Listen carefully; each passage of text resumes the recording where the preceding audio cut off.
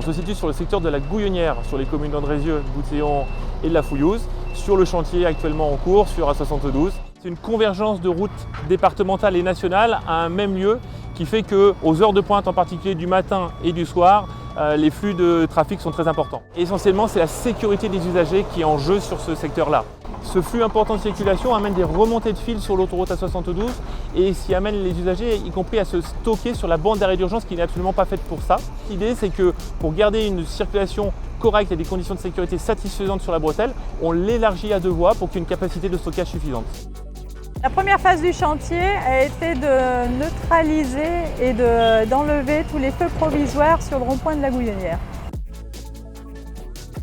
La deuxième étape de ce chantier consiste à fermer la bretelle d'entrée d'autoroute de Roanne, entrée 9, pour pouvoir élargir la voie de sortie pour les véhicules. Donc la troisième phase des travaux va consister à refaire le revêtement de la route entre les 2 bretelles de sortie d'autoroute 9A et 9B.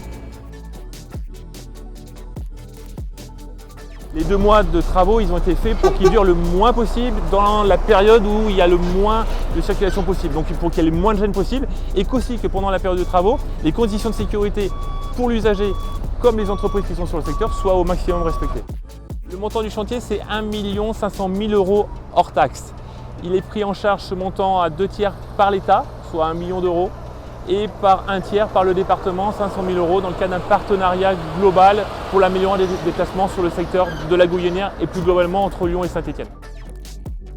Les équipes du département étaient complètement mobilisées pour un chantier qui est à 100% à maîtrise d'ouvrage départementale, à maîtrise d'œuvre départementale, où c'est toutes les équipes donc, qui ont assuré la conception, le suivi des travaux et l'accomplissement des différentes procédures à réaliser. L'objectif en soi de la sécurité, il est très louable et il ne se fait jamais tout seul. C'est toujours un travail partenarial, un travail avec les équipes internes, un travail avec l'externe. Il est très important d'avoir cette approche collective pour que le chantier se déroule dans les meilleures façons possibles.